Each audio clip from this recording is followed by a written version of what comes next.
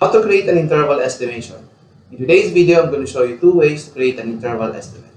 Hi, my name is John and I'm from Business Focus, helping your business achieve your goals.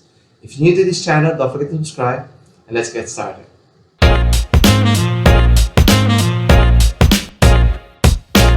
2 ways to create an interval estimate, and it all depends on the sample size. Here we have a sample dataset comprised of students' grades. In order to create an interval estimate, we need to determine the following.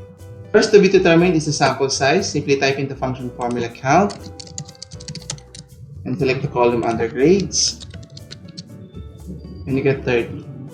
Next is the sample mean. Simply type in the function formula average, and again highlight the column under grades, and you get 83.43. Next is the sample standard deviation. Simply type in the function formula STDEV and highlight again the column under grades, and you get 7.79. Next to be determined is your confidence coefficient, which is based on the confidence level.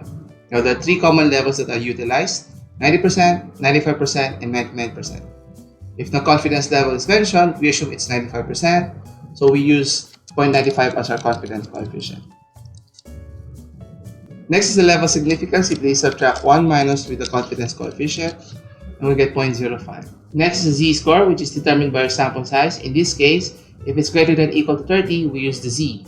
So for the function formula Z-score, we type in the function formula norms in, and 1 minus the level significance divided by 2, and we get 1.96. Next to be determined is your standard error. Simply divide your sample standard deviation divided by the square root of your sample size, and we get 1.42. Next is the margin of error. Simply multiply your standard error to your Z-score, and we get 2.79. Now we have the components of your interval estimate. So for your point estimate, that's your sample mean. Next is the lower limit by subtracting your point estimate to the margin of error, and we get 80.65.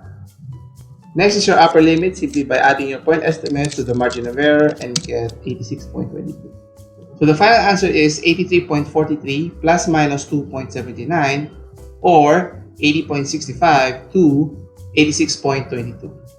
Either answer is correct. Here we have another sample dataset comprised of students' grades. In order to create another interval estimate, we'll follow the same process as before. First to be determined is your sample size. Again, type in the function formula count, and we get 15. Next is the sample mean. Type in the function formula average, and we get 77.2. Next is the sample standard deviation. Type in again the function formula STDEV, and we get 14.79. Next to be determined is your confidence coefficient.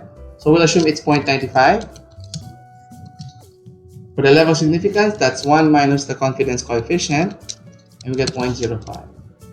Next is T-score, which is determined by your sample size. If your sample size is less than 30, we use the T-score. To find your T-score, we need to find first your degrees of freedom, which is subtracting your sample size minus 1, and we get 14. For the T-score function, we type in the function TINV, open parenthesis your level significance, comma your degrees of freedom, and we get 2.42. Next to be determined is your standard error. Again, simply divide your sample standard deviation divided by the square root of your sample size, and we get 3.82. Next is the margin of error. Simply multiply your standard error to your T-score, and we get 8.19.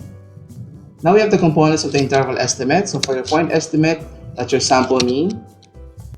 For your lower limit, simply subtract your point estimator to your margin of error, and we get 69.01. For the upper limit, simply add your point estimator to your margin of error, and we get 85.39. So the final answer is 77.2 plus minus 8.19, or 69.01 to 85.39. Now either answer is correct. We've now reached the end of the video.